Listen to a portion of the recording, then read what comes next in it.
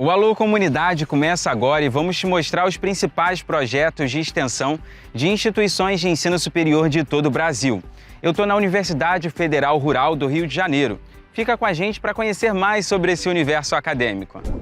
Em Boa Viagem, estudantes do Instituto Federal de Educação, Ciência e Tecnologia do Ceará estão desenvolvendo ferramentas para fortalecer a apicultura. Os primeiros apicultores que receberão o BioWeb são aqueles cadastrados na Rota do Mel, um projeto do governo federal desenvolvido em 2012. E seu objetivo é gerar ocupação e renda para os brasileiros. Historicamente, a Baía de Guanabara, no Rio de Janeiro, enfrenta a degradação ambiental. A Universidade do Estado do Rio de Janeiro desenvolve projetos fundamentais para a conservação desse ecossistema. Os pesquisadores estão trabalhando com um novo navio oceanográfico e monitoram uma família de 30 botos.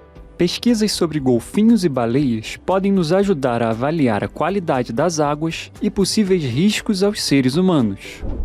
No projeto de extensão da Universidade Estadual de Campinas, mais de 4.000 jovens participaram do pré-vestibular Colmeia. Eu acho que isso é um diferencial, por você saber o que eles sentem, as inseguranças que o aluno sente, que eu acho que é normal para todo mundo que vai prestar vestibular. Você foi uma pessoa que teve diário na infância? Olha que isso virou metodologia na Universidade Federal de Uberlândia. Na sala de aula, estão usando o diário de ideias. O que um dragão, um punhado de folhas secas e até uma casa de Lego podem ter em comum? Tudo isso pode servir de inspiração para o diário de ideias. O Diário de Ideias é um projeto da Universidade Federal de Uberlândia feito com crianças do ensino fundamental da Escola de Educação Básica da UFO. Ele surgiu a partir de uma tese de doutorado e propõe uma metodologia que traz para o cotidiano das escolas a criatividade no processo de aprendizagem da leitura e da escrita. A gente tem o diário em que elas expressam ali por meio de escrita, desenhos, colagens, as várias formas de expressões humanas e elas compartilham essas expressões numa roda dialógica. E nessas rodas dialógicas a gente faz o planejamento das aulas. Então o planejamento é colaborativo com as crianças. Qualquer coisa pode servir de matéria-prima e inspiração para o Diário de Ideias. Basta um pouco de atenção e vontade, porque aqui o lema é experienciar, registrar e compartilhar. Eu acho que o Diário de Ideias é uma coisa incrível, que as pessoas dão mais atenção aos momentos que elas passam com as outras pessoas e elas podem compartilhar isso. Eu acho isso bom. Por ser uma metodologia que trabalha com a comunidade, os pais da criançada não ficam de fora. A Diele é mãe da Emanuele e diz que a família toda vivencia o Diário de Ideias. Virou praticamente uma rotina, né? Porque tudo que ela tem interesse de fazer, ou tudo que acontece na nossa vivência, se foi passar as férias em algum lugar, se foi para casa da avó, se a gente fez uma receita junto, ela gosta de registrar. Então acaba que a gente vivencia o Diário de Ideias, né? O registro das experiências no diário pode ser associado à viagem no tempo, por meio do resgate da memória no futuro próximo. O Guilherme aqui do presente já imagina a emoção que será quando o seu eu do futuro reviver as experiências de hoje. Depois eu penso que eu vou lá e vejo as coisas que eu gostava de fazer quando era pequeno. Também é um passatempo muito bom. E eu gosto muito de fazer isso. O Diário de Ideias proporciona à criança construir de forma leve a sua visão de mundo, a partir da compreensão das próprias experiências. Ela vai incorporando esses saberes, né? E ao longo da vida ela vai questionar isso, ela vai repensar sobre isso, entender o que foi, o que é e o que pode ser, né? Então eu entendo que o diário tem proporciona essa possibilidade da subjetividade se constituir de uma forma leve, de uma forma tranquila, sem os atropelos, né, que a sociedade moderna muitas vezes vai impondo, né, e que a criança tem esse tempo de incorporação que é importante, inclusive para a saúde mental, para que isso se transforme em algo prazeroso, né, não numa obrigação.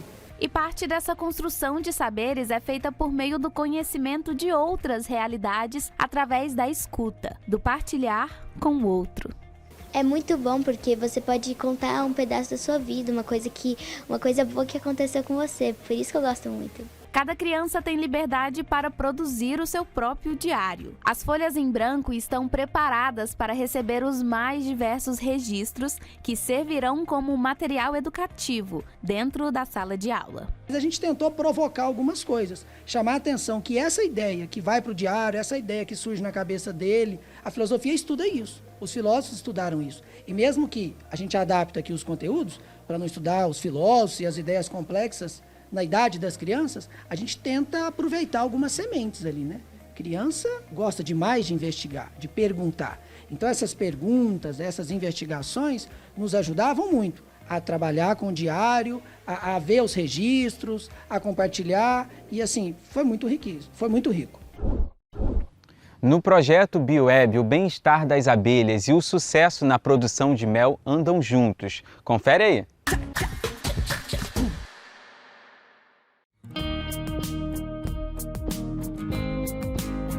Você conhece o projeto BioWeb? Essa iniciativa une tecnologia e apicultura. E a ideia surgiu a partir da demanda da região de Boa Viagem, no interior do Ceará. A partir da demanda que foi levantada pelos professores da área da agropecuária, né, eu fiquei curioso de saber, né, fui levado a algumas unidades de referência aqui, como a que tem umas abelhas sem ferrão aqui no campus, como também ali uma unidade de hidroponia. E a partir da demanda que eles nos propuseram, começou a surgir ideias. Então, surgiu alguns editais de pesquisa, a gente submeteu o projeto, né, onde a gente aplicou as técnicas de computação, inteligência artificial, né, aplicada à agropecuária. E no caso, a que eu escolhi e que eu achei mais interessante foi justamente a da produção da apicultura. O projeto é dividido em duas etapas. Uma delas trata da construção e instalação de sensores. A primeira era colocar sensores dentro da colmeia, a fim de auxiliar o manejo dos apicultores, né, e facilitar também o manejo deles no momento de ir verificar se já tinha produzido mel, se já tinha algum intempérie, né, já que as abelhas são sensíveis à umidade e temperatura, né, e eles teriam mais um recurso para auxiliar a produção. A segunda etapa consiste no sistema web, no qual os dados capturados permitem ao apicultor a análise e monitoramento das colmeias em tempo real. Essa tecnologia prioriza não só o trabalho do apicultor, mas também o bem-estar das abelhas. A ideia de integrar os sensores nas colmeias vem da necessidade de tentar causar o menor nível de interferência possível no funcionamento da colmeia. O ato de destampar para conferir todo dia como é que está o andamento da produção acaba estressando os animais e com isso você acaba tendo uma diminuição na produção potencial daquela colmeia. Eu acho que é assim, de bom impacto tanto para apicultores como o pessoal da agricultura em geral, que isso maximiza tanto a produção da colmeia. O site desenvolvido pelos professores e estudantes também prioriza a acessibilidade. Isso é uma coisa que a gente se preocupa bastante, que é a forma como esses dados vão ser trazidos dentro da colmeia, né, dos sensores especificamente, armazenados em um banco de dados, mas como é que isso vai ser apresentado para o apicultor. Então, a gente está pensando uma forma e analisando dentro da computação, tem diversas formas, né, que a gente pode fazer isso, metodologias. Uma dessas é pensar na acessibilidade, na usabilidade também, em como essas informações podem ser exibidas para o apicultor de uma forma que não seja só números, mas, por exemplo, possam ser cores específicas, alertas de informação que tragam essa visão para ele de um determinado problema dentro daquela colmeia. Os primeiros apicultores que receberão o BioWeb são aqueles cadastrados na Rota do Mel, um projeto do governo federal desenvolvido em 2012. E seu objetivo é gerar ocupação e renda para os brasileiros. Para os estudantes, o projeto também proporciona uma interação multidisciplinar. O que mais me chamou a atenção foi o fato dele incluir isso e dar abertura tanto para pessoas da agricultura quanto a inclusão no meu curso, no caso, que é a rede de computadores. Então, acho que o que mais chamou a atenção foi o fato de englobar tudo e eu poder participar tanto de uma área como de outra. Com isso, eu pude ver como funcionava tanto a galera que faz agropecuária aqui e pude me entrosar um pouco, né? Porque nós trabalhamos com sensores, a gente é responsável também por... A gente, querendo ou não, se incluiu muito na área dos animais, na área chuva, solo, então a gente aprendeu bastante sobre isso. Mas gostar de tecnologia não é o suficiente. O incentivo dos professores é muito necessário para que os estudantes engajem no projeto. Já para outros alunos, a fonte de inspiração parte da própria família. O que mais chamou minha atenção foi o incentivo dos professores em sala de aula. Eles falavam muito sobre o projeto e incentivavam a gente a participar, alegando que eles mesmos já tinham participado de projetos dentro das instituições que eles mesmos alguns já participaram também, estudaram em outros IFs. E assim, eu sempre gostei de tecnologia, então me chamava muita atenção aprender mais. Eu queria muito uma oportunidade para entrar em algo que acrescentasse na minha vida acadêmica. E foi basicamente isso que me levou a entrar no projeto. Meu tio é apicultor, eu estava conversando com ele em um dia normal e eu perguntei para ele o que é que poderia ajudar ele no dia a dia e ele me falou que esse problema das abelhas, que é uma forma de ver as abelhas sem ter que estar abrindo as abelhas, uma forma de monitorar algo que desse certo. Então, ele me falou isso aí e eu fiquei pensando como fazer e eu pensei nessa parte de fazer protótipos com microcontroladores para captar esses dados e enviar eles para um repositório. Agora, vamos esperar que o projeto renda bons frutos à população da Rota do Mel e depois possa ser expandido ao público geral.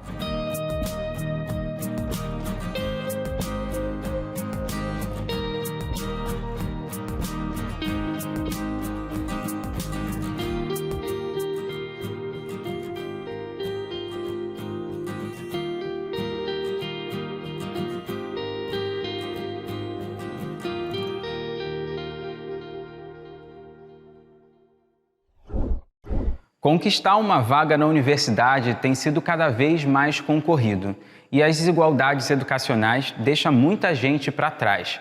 O pré-vestibular Colmeia promove a inclusão de jovens de baixa renda de São Paulo. Confere aí.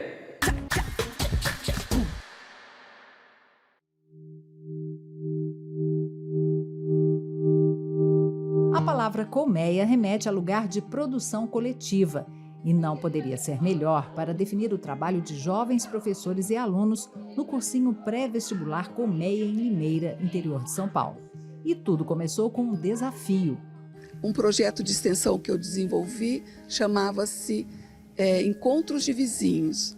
E nós levantamos os principais problemas desta região. E um deles era a dificuldade do acesso ao ensino superior e ao mercado, vida do trabalho para os jovens, principalmente que têm mais dificuldades financeiras. Nasceu então o cursinho pré-vestibular Colmeia, em 2010, a partir de projetos anuais de extensão universitária. Durante 3 anos, todo o trabalho foi voluntário, mas depois de uma parceria entre a universidade e a prefeitura, foi possível pagar bolsas para os professores, comprar apostilas e dar lanches diários para os estudantes, além de passes no transporte público, ampliando o conceito Colmeia de construção coletiva. As aulas são no Centro Comunitário do Morro Azul, com 7 turmas divididas nos períodos da tarde e noite. Bem perto ficam o campus da Faculdade de Ciências Aplicadas, a FCA, e a Faculdade de Tecnologia, a FT.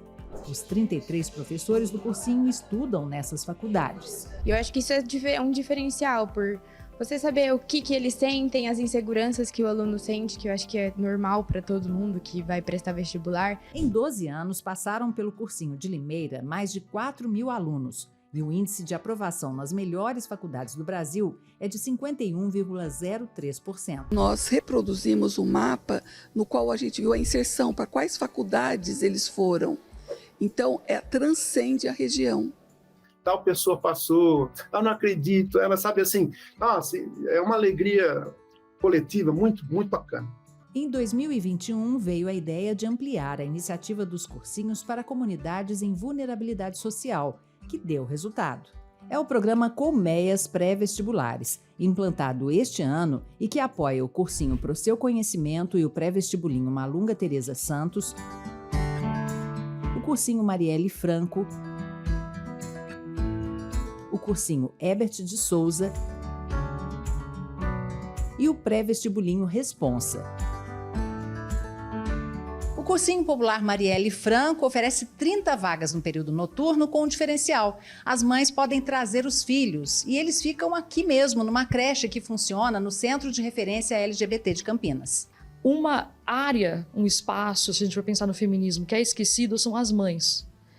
Então, com essa proposta, a gente pensou em agregar até uma creche junto com o cursinho só formado por professoras mulheres. Elas se preocupam muito com a nossa saúde mental, que a gente tem plantão psicológico dia de sexta-feira. Esses são cursinhos presenciais, mas foi construída uma proposta de um cursinho virtual com 3 turmas diferentes. A Colmeia está sendo muito importante porque eu estou aprendendo muitas matérias, nunca imaginei que ia aprender. E o bom do Colmeia é que eu percebi que tem mais pessoas assim como eu também que moram em lugar distante. Maíra faz parte do programa Colmeias como articuladora do cursinho pré-vestibular virtual para quilombolas e agricultores familiares. É doutoranda em Geociências na Unicamp e saiu da comunidade quilombola Ivaporunduva, na zona rural do Vale do Ribeira. Em 2017, fui a primeira quilombola a se formar, como mestre nessa universidade. E hoje a gente poder ter um cursinho que consiga chegar em outros lugares, mesmo com toda a dificuldade, para outros quilombolas e povos do campo, é muito importante. Aí o cursinho Colmeia é muito bom para mim. Os professores são tudo ótimo. O cursinho virtual para indígenas marca também a história da professora Kellen, da etnia Guarani Kaiowá, que saiu da reserva indígena Jaguapiru, em Dourados, Mato Grosso do Sul, para fazer doutorado em clínica médica na Unicamp. Na graduação e no mestrado eu entrei pelas cotas indígenas. Cada professor que está dentro do Colmeia, eles fazem com carinho, sabe? O amor em ajudar, o amor saber que pode fazer diferença não só para aquele estudante, mas para um povo. Então eu acho isso que é lindo da educação, a gente consolida sonhos, consolida futuros através desse projeto.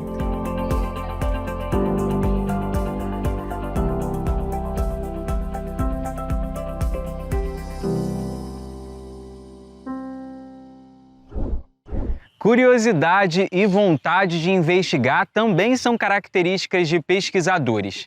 No Laboratório de Mamíferos Aquáticos e Bioindicadores da UERJ, são desenvolvidos projetos de extensão para a conservação da Baía de Guanabara, no Rio de Janeiro. E olha só que legal, uma família de 30 botos está sendo monitorada. Confere aí.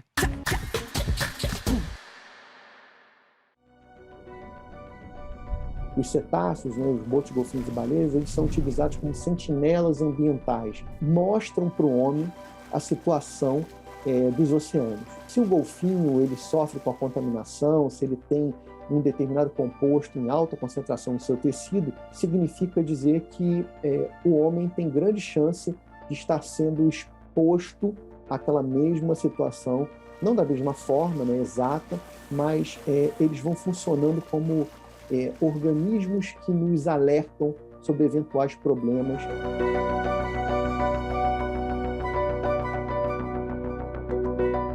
A Baía de Guanabara foi o nosso primeiro ambiente de estudo.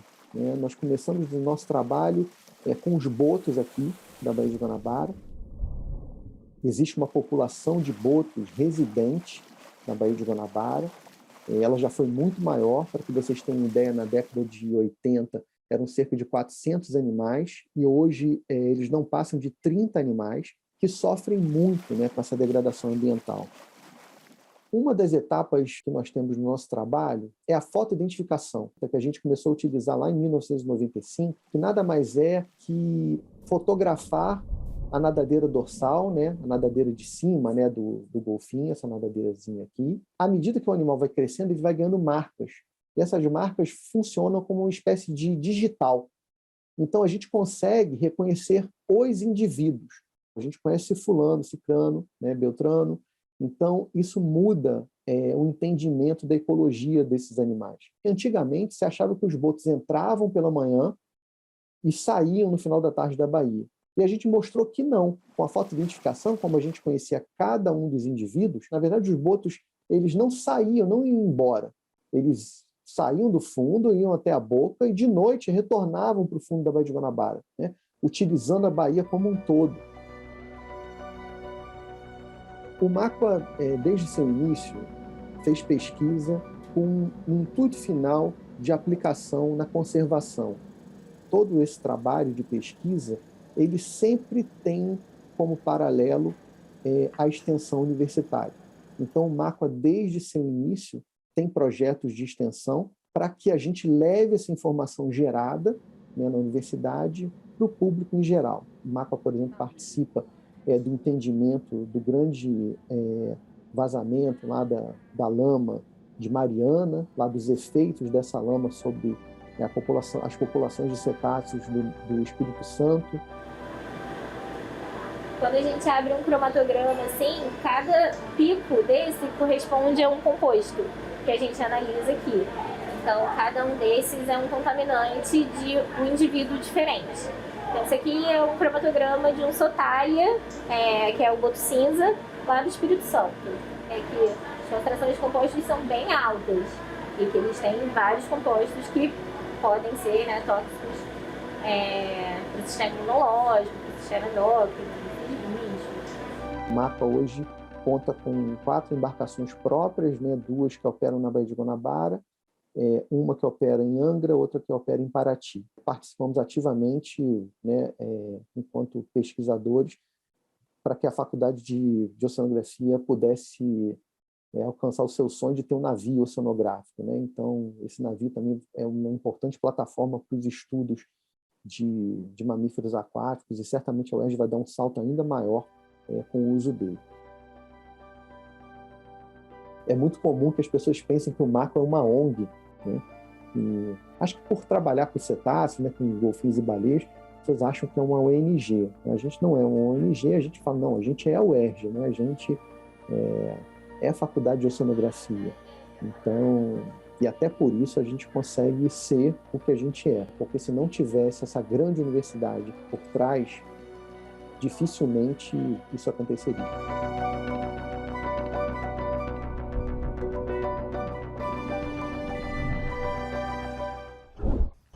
A educação transforma pessoas e pessoas transformam o mundo.